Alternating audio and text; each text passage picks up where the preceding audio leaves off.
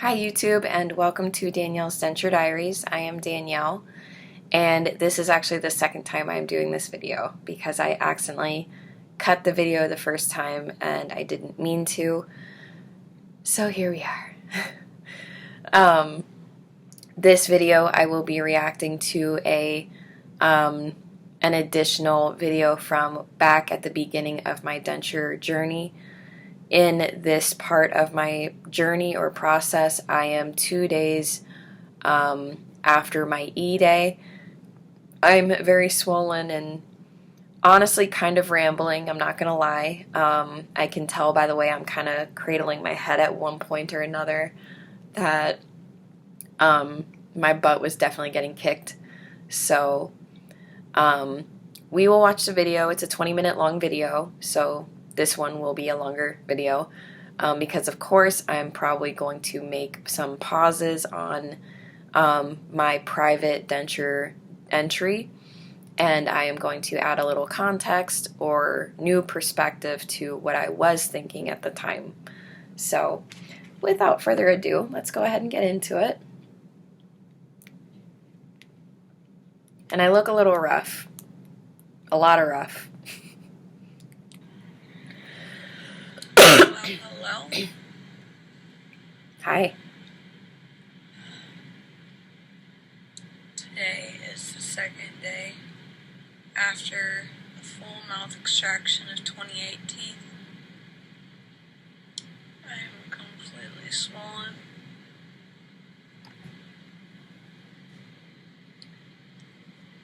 Today I had a follow-up appointment right after, or the day after the extraction. So I had some adjustments done. The extractions, just like everybody else says, is not the worst part. It's the healing and swelling and pain after. I can't believe how different I look. Granted, it's swollen, but... So 2 big points right there that I just made. Absolute fact. The process of having my teeth pulled was absolutely the easiest, most comfortable, best sleep I've ever had.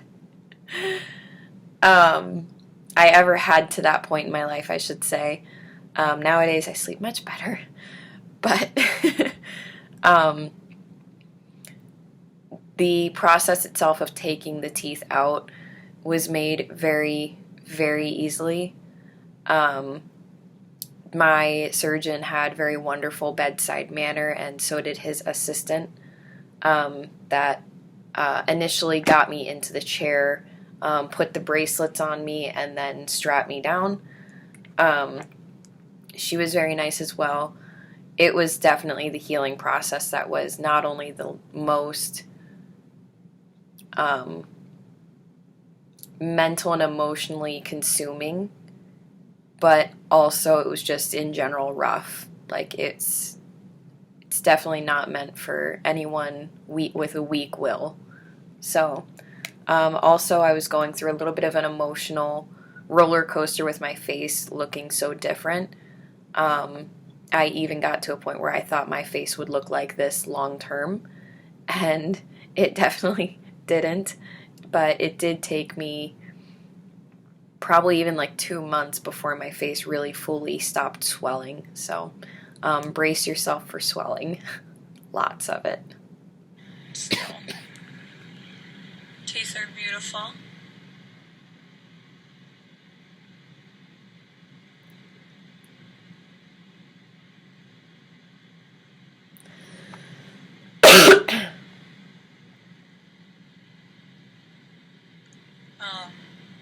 So when I went in for my extraction, one thing I was worried about was everyone saying how expensive it is and how no insurance companies cover anything, and my insurance company had told me that everything was covered, so I was scared that at the last second that wouldn't be the case. Turns out it was, so I didn't pay out of pocket. I've said it once, probably twice. This may be the 10th time I've said it. The absolute first stop before you start booking appointments or anything is, if you have health insurance, call them and confirm what could be covered for you and what costs will remain out of pocket. I say that not only because I wish people would have told me what that first step should have been from the beginning. As a young adult, I didn't even know which way to start until much, much later in life. And I also say that because the fear sitting in the waiting room for me was very real. Not only did I already have that, because it's like I've worked up to this moment. What if at the last minute my health insurance had been pulled? What if it's declined, rejected? I don't know. And all the while that I'm doing the paperwork for myself in the lobby, there's myself and two other older people, and then there's one other woman who was close enough around to my age that I could kind of relate a little bit, like, you know, being younger, and here we both are. I don't know if she was in there for a full extraction. Could have been wisdom teeth getting pulled. Who knows? Could have been a number of things, but the point is that she would go to the front desk, back to her seat, to the front desk, back to her seat, to the front desk, back to her seat. And the whole while she's arguing with the front desk team, and venting on the phone to a significant other, friend, whatever, about how she expected to pay nothing out of pocket and that it would be covered by health insurance. And she owed like a couple grand, like $2,200 or something like that, up front before they would take her back to the office to do their procedure, whatever it was.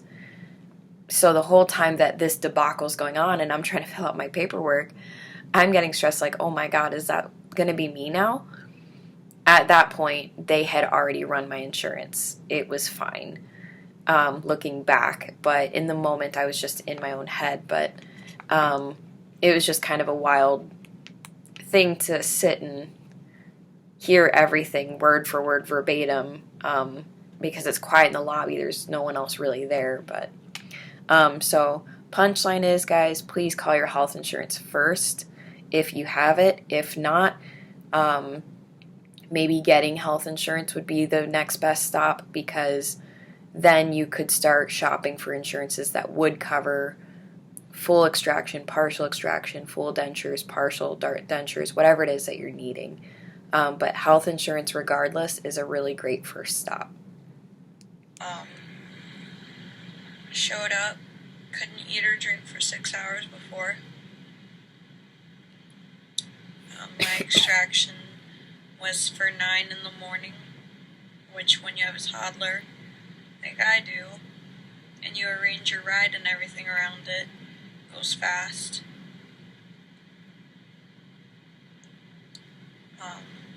So I went in.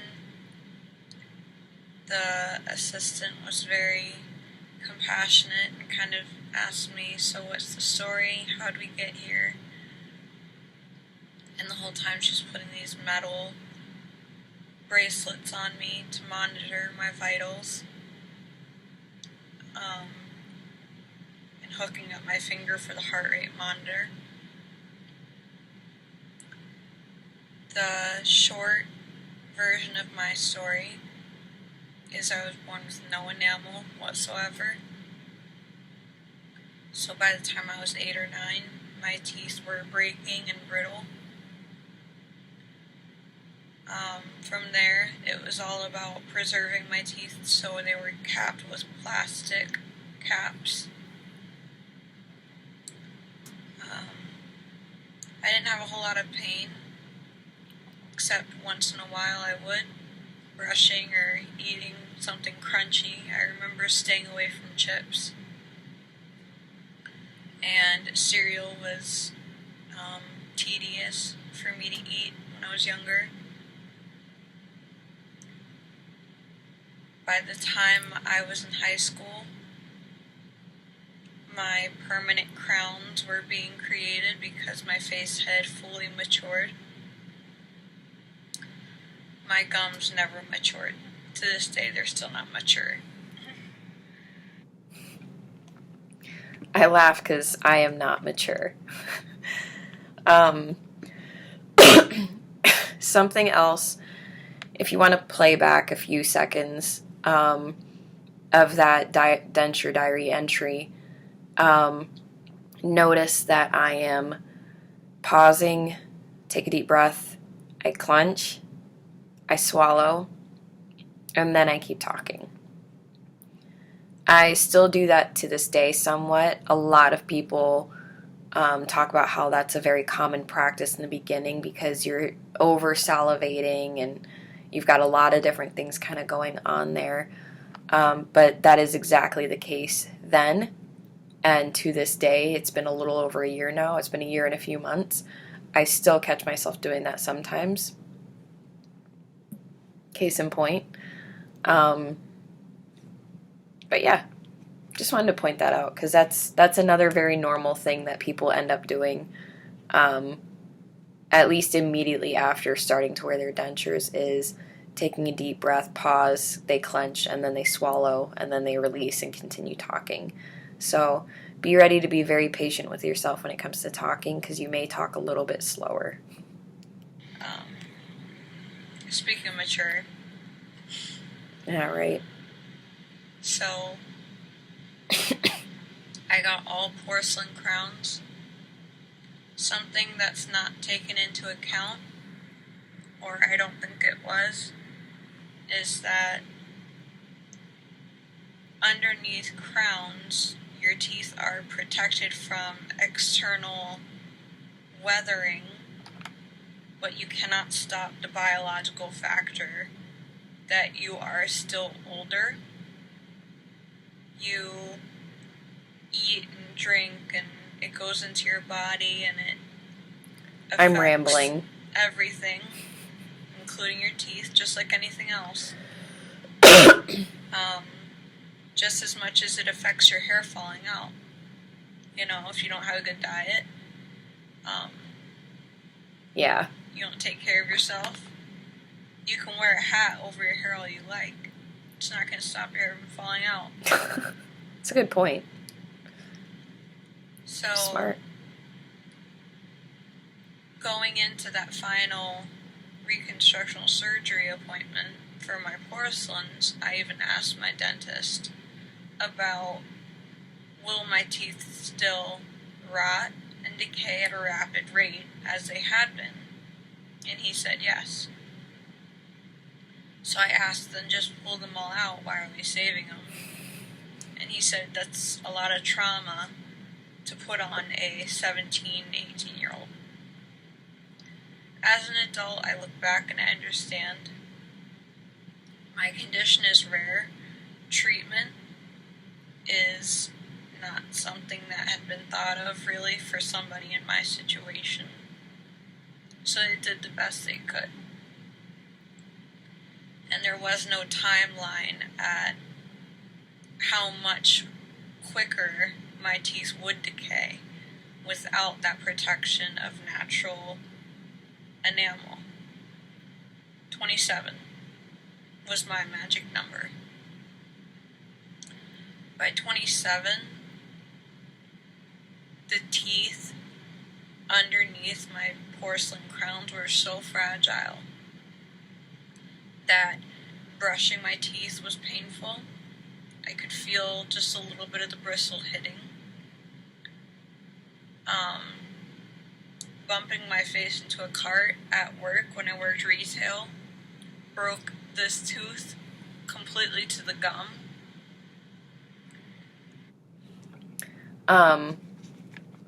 So what I want to say is that when I'm talking about brushing my teeth, I had crowns, but the crowns would only go under my gums where they were properly sealed, and then my gums were supposed to heal over the bottom of the crown, thus fully sealing my tooth in and not leaving it exposed.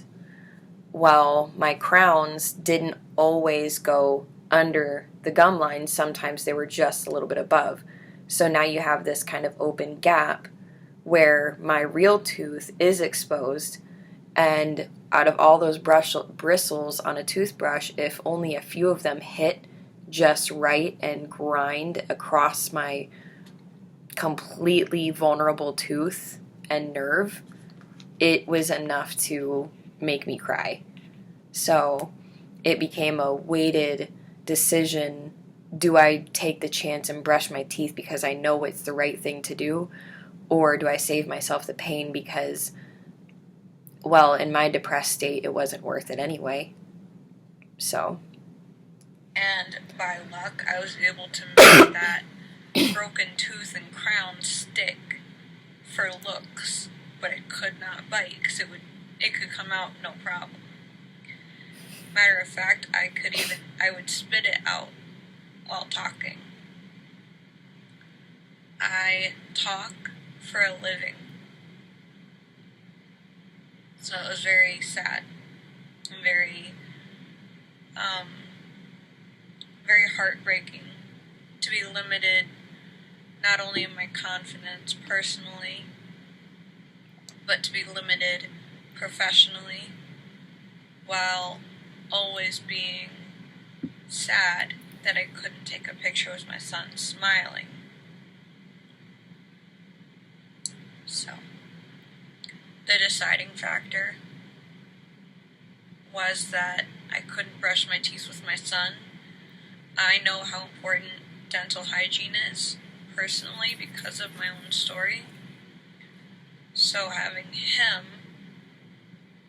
take care of his teeth is paramount to me. But I know that children learn by example and inspiration, not always by what they're told. Never. So, here we are. I had no idea about my fearsome 4-year-old. None. I didn't tell the assistant all of that. I just said 8 or 9, teeth rot and decay. High school, got permanents. Now my teeth break. I can't sustain this. It's no way to live. So her and the rest of the office were very compassionate. They were actually I will say this. Do I recommend anyone ever get crowns? Maybe there are certain circumstances where I would understand. Do I see an overall benefit? At the end of the day, no. And maybe that's my own cynical perspective. I know crowns have a place in dentistry. I know they have situations and circumstances where they're absolutely necessary and the better alternative to ripping out a complete and total tooth to put a bolt in or whatever. Personally, if I was given the chance, that is what I would do. Is I would not do crowns ever, and I would just have started with this. I would have gotten bolts, whatever. That's a whole nother video I think I've already done between doing bolts or not, or implants. But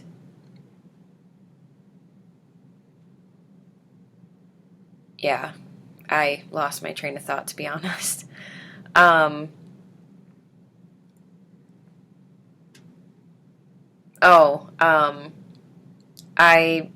If you can get crowns, and if it is the more suitable option for you, please do it. If your teeth, once they're ground down and shaped to fit inside a cap or a crown, if they're still going to sustain life for years and years and years, then do that. And if you have the financial means to keep up with it and replace broken crowns, which are what,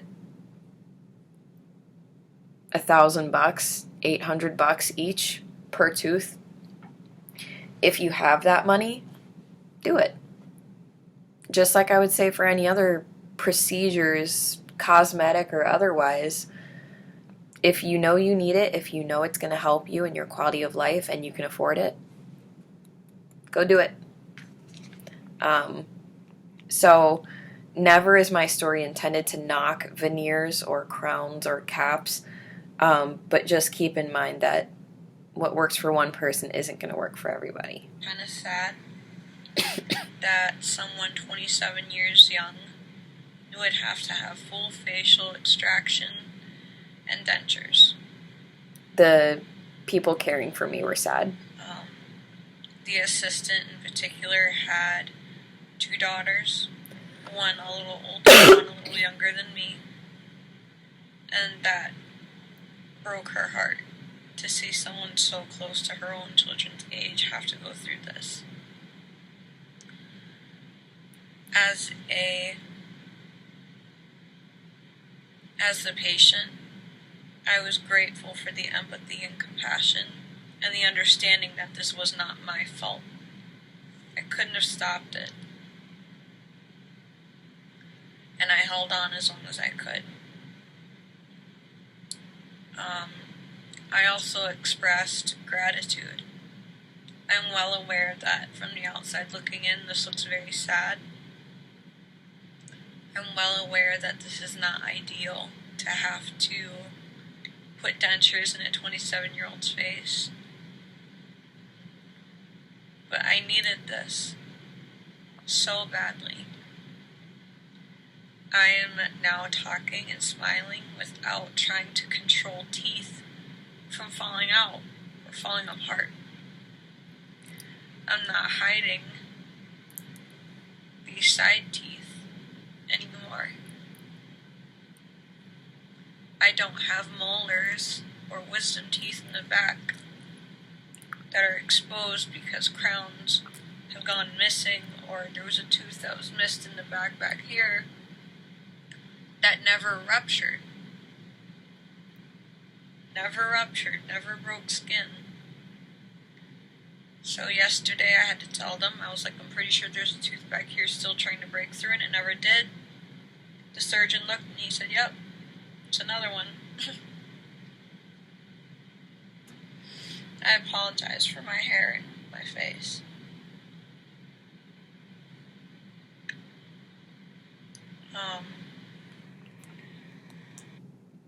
The irony, because I don't remember saying that at all. The irony is that if I'm gesturing to the same part of my face I'm thinking I'm gesturing, that is in fact the tooth that was left behind when all the rest were extracted, and I had to go back in and get put back under for this one tooth to be gouged out of my jaw. And I say it like that because that's exactly how I felt after the fact. It was like you might as well have taken a spoon and just carved it out of my head. And it was, out of all the teeth that were removed, that one was the worst. So it's funny that I was actually talking about it to the surgeon and it still got missed. Whatever. He was still great. So the surgeon came in, there was 2 assistants. And the surgeon held my arm and was just shaking his head saying it's so sad. I still thanked him. He explained one day making me into Bionic Woman if I wanted. It's expensive, but can rebuild. We'll see. I know that the likelihood of me taking bolts after I've already had all my teeth extracted, like at a later date, is less likely than if I would have had it done in the same procedure. So I'm fine with that. So when you are first cut open to have teeth pulled out, that is the ideal time that you would also have your implants put in and installed, and then have your gums sealed around the implants for your body to take and accept, and sometimes reject, which is ultimately why I'm grateful that I did not go the implant route. I already have so many health issues as it is. I would just foresee my body rejecting them. If you have all your teeth removed, do what I did, get the old school palate and horseshoe denture, and you go back to have implants cut and then put in, your body is more likely to reject the implants.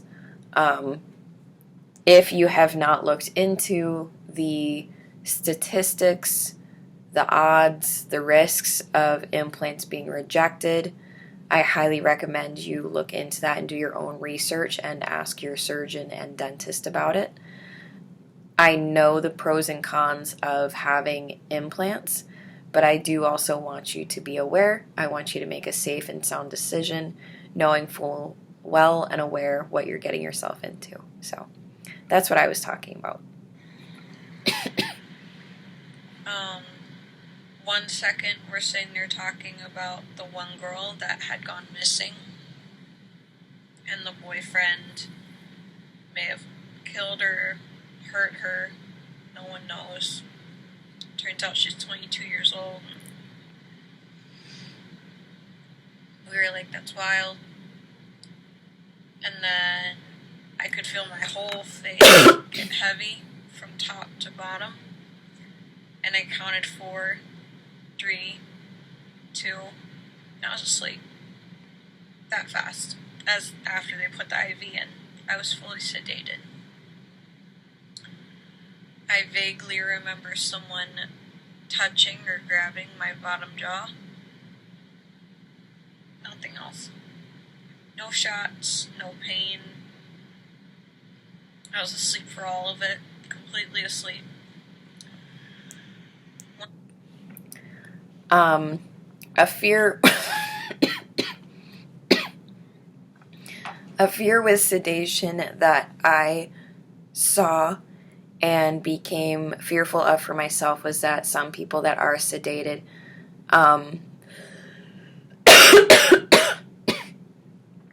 reputably or allegedly would wake up in the middle of the process. I don't know how true that is. I've had reconstructional surgery, and I've now went through the full extraction process. If you guys know anything about waking up in the middle of a process like this, please drop it in the comments below. But from my own personal perspective, never happened. They watch your heart rate, and sometimes the person that's not the surgeon will watch your body language or lack of, your facial expressions or lack of, listening for grunting or anything like that.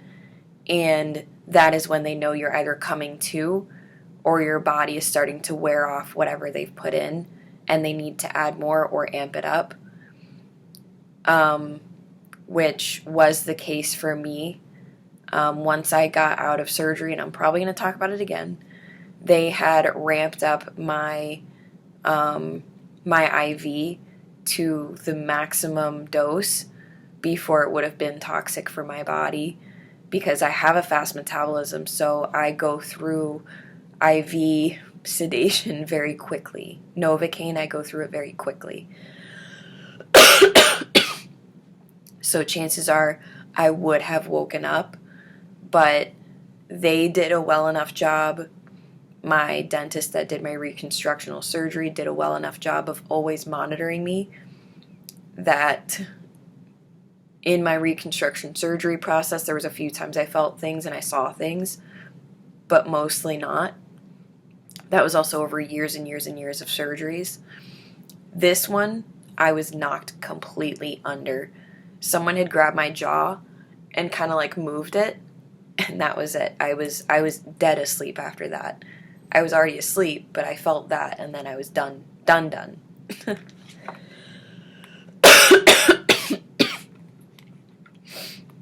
I was brought out, or getting ready to be brought out, the assistant was by herself. I don't know how, but she got me into a wheelchair, pushed me across the hall to the recovery room and got me into an additional chair. I'll tell you how. Me.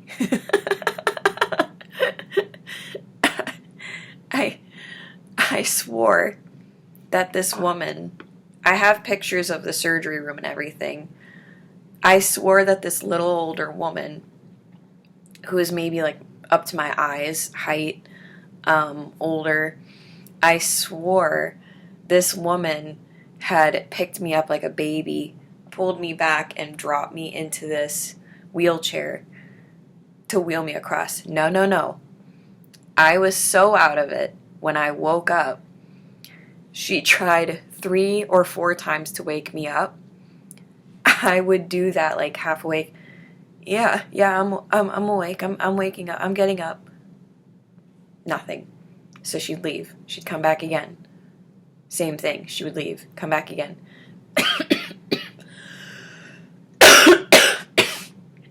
Finally, at one point, she left and she came back. And I actually sat up and lifted myself into that wheelchair. She held my arm, but I did that. But I don't remember doing it. It felt like someone carried me. So, that is how comfy they keep you, guys. Pulled the curtain closed around me and asked how I was feeling. I was very dizzy, very out of it. She understood, but kind of wanted to at least be considerate, I'm assuming, and comforting.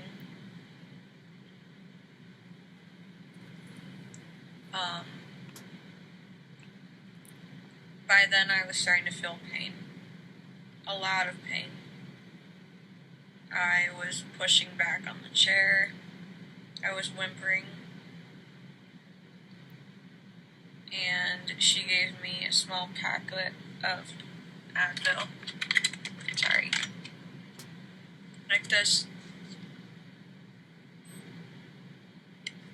Didn't do much. Nothing. Plus, when you're numb, you're scared to take anything or eat. So, I went to Walgreens to pick up my prescriptions that they wrote out. It was a long. Also, while I was in the recovery room and when she gave me that packet of Advil, not only did that not do anything, I choked on the water she gave me because I was so numb to like the back of my throat. I knew how to swallow. My muscles were not doing what they were supposed to. So I choked a few times. And keep in mind, after the surgery, you have to keep the dentures in. Before they even woke me up, the dentures were in. And then they had gauze like that, but it was going straight back to the back of my throat. Because you have to keep pressure because you're still bleeding. You have to keep the pressure on because your gums are going to start swelling now because they're so tampered with. So you have all of that going on. I'm over salivating like no other. I'm bleeding like I've never bled in my life before. So it's literally pouring out through the front. And it took a nurse actually coming in to finally, she put a new bib on me because I was holding like toilet paper or something like this to catch the blood. And I was choking on the gauze and blood going to the back. I left that part out. I remember that part. Because you have to, I had to keep the gauze and change it out once in a while for like the first 24 hours or so. Something like that. And there was a lot of choking that would happen. So, not saying it to scare you. That's just the reality. And I would do it again. And again, and again, and again, and again, and again, and again, and again, and again. Long line. Long. It got to the point where I was pushing on the dashboard, the door, I was pushing my head against the door because it hurt so bad from here all the way around and up into here. It was pain. I'm assuming from most likely this tooth here that they had to pull out. It was getting bad. I could start feeling this right here hurt from how high the dentures go up. The dentures hurt down here from how far down they would go.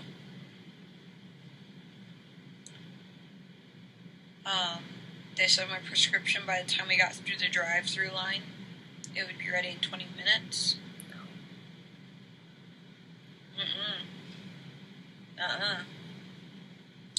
So, I was dropped off at home. My son's father went back to pick up my prescription for me, which they allowed because they saw I was in pain. And came back. By the time I took anything, I was literally crying out, whimpering. I wasn't just crying, I was sobbing. It took about 15 minutes for painkillers to kick in, and I was good. I've been taking them every 4 hours on the 4 hours on the dot. I'm not doing that again.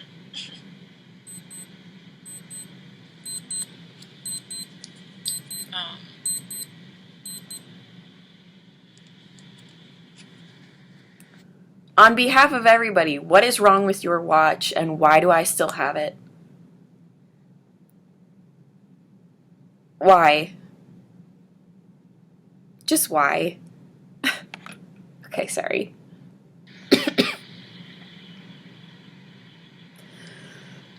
painkiller speech is pretty easy for the most part. The hinges of my jaw are very tired still. And it's almost 2 days later now. Or 1 full day has almost passed. Eating is learning right now, so I've tried pudding. Didn't really like it. Jello is good. Jello is hard, pudding is good. Drinking water is learning curve.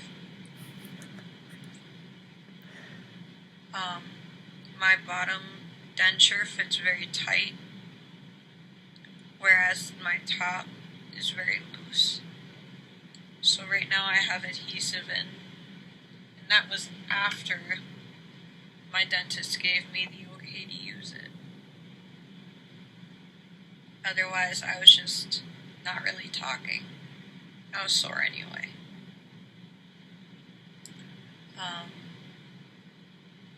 I'm snacking throughout the day and night to make sure I'm not starving, but I'm sure I'll lose weight.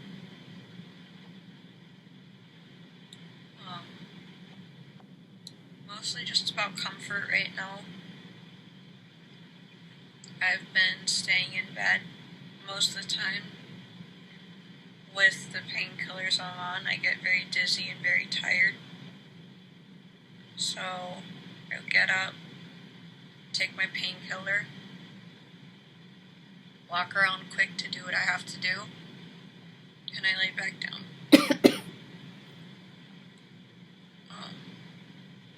Not a whole lot of public walking around. Actually, none.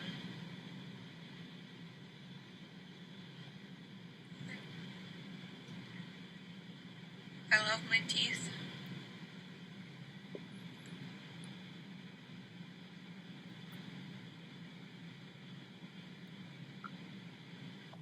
They're beautiful. They stay in my mouth, which is the most important for me.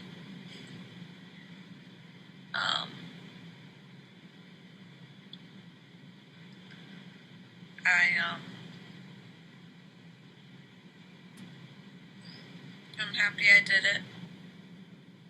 I know that the swelling will go down and I'll go back to looking like myself again. Right now I'm only almost on day 3. if you count my extraction day. So it's day 3 to day 6 that are going to be the worst. I'm sorry.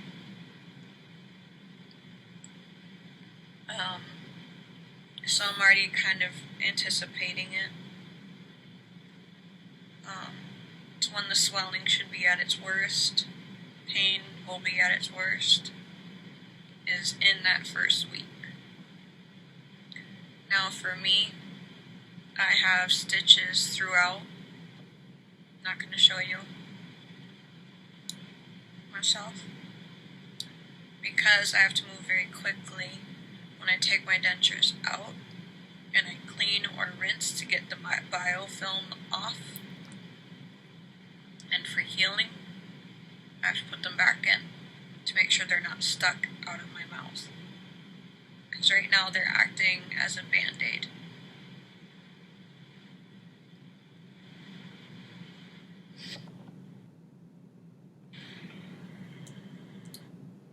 All right. That's the end of that one. I do follow up and I end up adding about 5 more minutes, so not super long. So we'll go ahead and go through that one too. But yeah, pardon my stretching. You have to move fairly quickly when it comes to doing your saline or saltwater rinses. Making the water very warm with salt is heaven. It's so good. And you have to quickly pop your dentures back in because your dentures can be stuck out of your face or off your gums, like I had said, because your gums will swell and actually puff up even more because of that air, that release that it gets when the dentures are off. So the sooner you can put the dentures back on to seal it back down before your gums puff up too much, the better. Some people take their dentures out and they do not put them back in until they are fully healed and out of their stitches. Again, totally up to you. The common recommendation is that you do take the dentures off, rinse, put them right back on, and keep them on for like that first week or 2 or something. So, but let's go ahead and finish out the other video that I have here.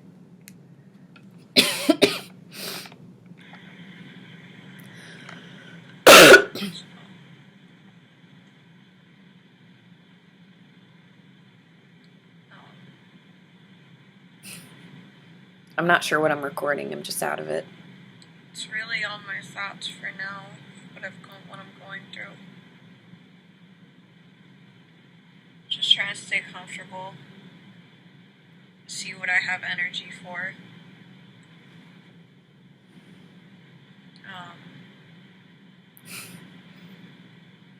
Right now it is 1 in the morning, so it's time for me to take my painkiller now. So every 4 hours, middle of the night, morning, don't matter, gotta take it.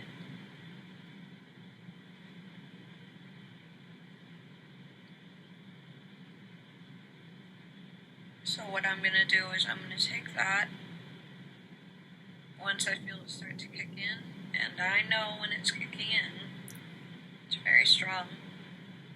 I will go take my dentures out to clean them, do my saltwater rinse, and take a shower, and go to bed. Try to.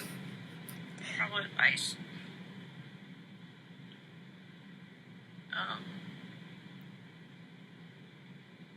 A couple other things. So, my metabolism is very fast.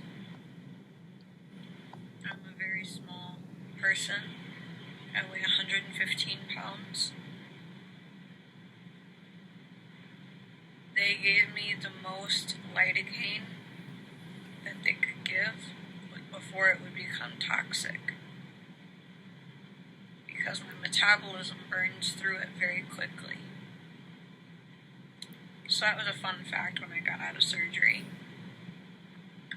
Also, they had to move my IV from the inside of my right arm's elbow to the back of my right hand.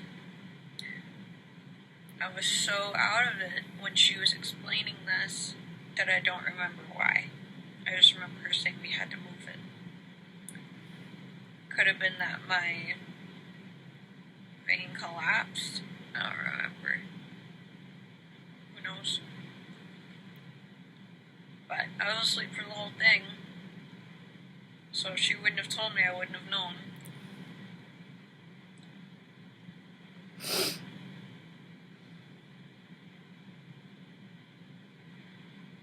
And then I guess the last thing is that I was bleeding a lot. To the point where keeping gauze in my mouth was getting to be a choking hazard. So I got it out. I kept it in at first to help keep my dentures closed down, to act as that band-aid, and to encourage my gums to coagulate in the sockets. Granted, they're also stitched, so.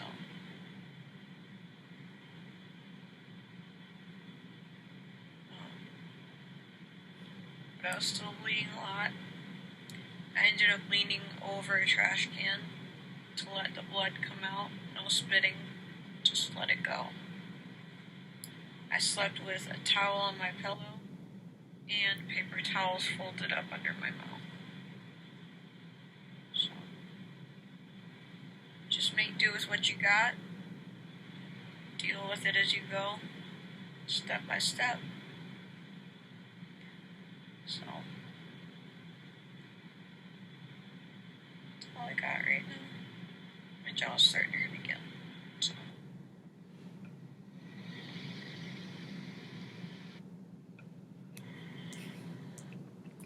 For anyone who couldn't see it, I went like this, and then I went like... I was clearly so out of it.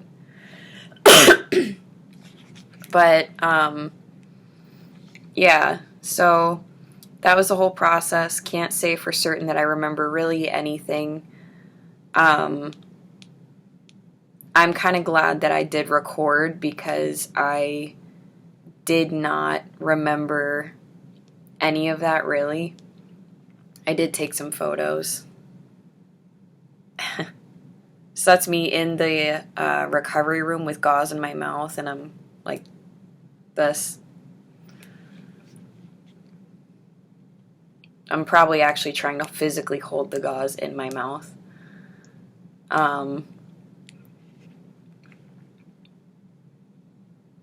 Viewers, beware. I'm about to show a picture with some blood. So fast forward by a few seconds. If you guys are wanting to see more of it, just pause the video.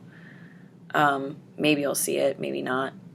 But that's a whole lot of gauze in my mouth and a whole lot of blood coming out.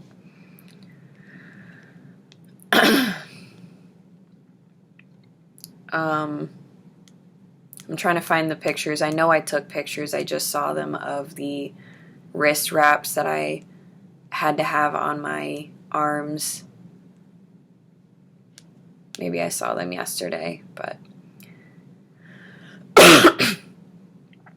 we'll see if I can find them. If not, it's fine. But it's crazy because I definitely did not... I had never been put under like that before. So it was definitely a very strange experience, and when people said it's going to be the best sleep of your life, they weren't lying. It looks like my next videos that I will be reacting to are me without my teeth in. I don't know if I will react to those sooner or later. We'll see where my comfortability is, but those are a couple longer videos as well. I'm assuming it's because I just wanted to start building my confidence without my dentures, and I look pretty. I have my eyebrows and makeup done in this video. My hair actually looks done as well, so we'll see. But that is my day 2 or day 3, however you interpret it, from my E-Day and my reaction to my private diary entry. If you guys have any additional thoughts, I would be very curious if any of you did experience waking up in the middle of procedures before. I would be curious to see what the likelihood of that truly is. I personally did not have it happen to me. But drop it in the comments. Drop your stories down in the comments. If there's any strange, weird realities or stories that you guys have about your E-Day, drop them in the comments. I'm sure people would love to be able to have some perspective or relate. If you like videos like this one, go ahead and give this video a like. And if you would like to see more videos from me in the future, go ahead and subscribe. I will talk to you guys later. Bye.